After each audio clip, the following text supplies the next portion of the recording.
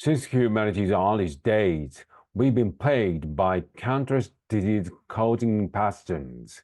Invisible and persistent, these microorganisms and the illnesses they incur have killed more humans than anything else in history. But which disease is deadliest varies across time and place.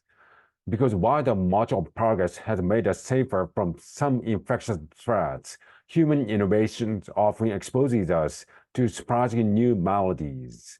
Our tour of history's deadliest diseases begin when humans lived in small hunter-gatherer communities.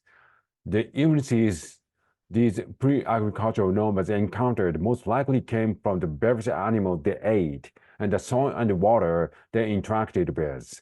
There are no written records to help us identify these diseases. However, some illnesses leave distinct growths or lesions on the skeleton, allowing bioarchaeologists to diagnose ancient remains. The researchers have found that bones from this era suggest the presence of tuberculosis and toponymal infections.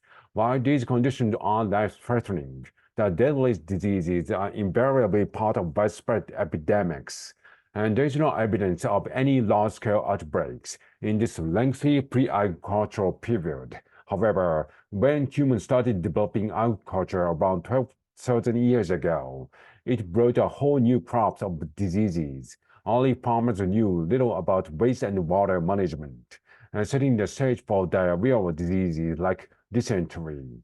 Much worse, the proliferation of open fields and irrigation created standing pools of water, which brought mosquitoes and in turn malaria.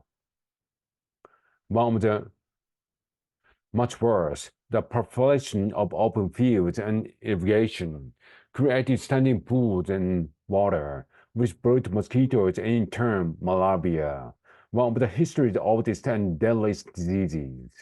We don't know exactly how many early farmers malaria killed, or how many it left vulnerable to other lethal infections, but we do know these mosquito-borne illnesses continue to spread through humanity's next major development, urbanization. In small communities, infectious diseases like measles and smallpox can only circulate so long before running out of hosts, but in densely populated regions with high birth rate, fast-evolving viruses like the flu can continually infect new individuals and morph into various strains. When large settlements became common, medical scientists hadn't advanced enough to effectively treat or even distinguish these variants, nor was it prepared to deal with one of the deadliest pandemics of all times, the Black Death. From the 3030s to the 3050s, the bubonic plague swept Asia, Africa, and Europe, reducing the global population from 475 million to roughly 350 million. Like the most Afro-Eurasian diseases, the plague didn't cross Atlantic until the Europeans did in the late 1400s. But at the height of the plague in Europe, Asia, and North Africa, infection was almost guaranteed, and the plague's fatality rate ranged from 30 to 75%. However, when the illness was equally distributed among the population, many wealthy lords and landowners were able to stay safe by hiding away in their spacious homes. As medical knowledge became more robust, this kind of class disparity began reflecting who had access to medical care. And that divide became particularly apparent during the reign of our next deadly disease. By the beginning of the 19th century, tuberculosis was already one of the most common causes of death in Europe and the Americas, but industrial revolutions led to working and living conditions that were overcrowded and poorly ventilated, turning TB into the epidemic that killed a quarter of Europe's adult population.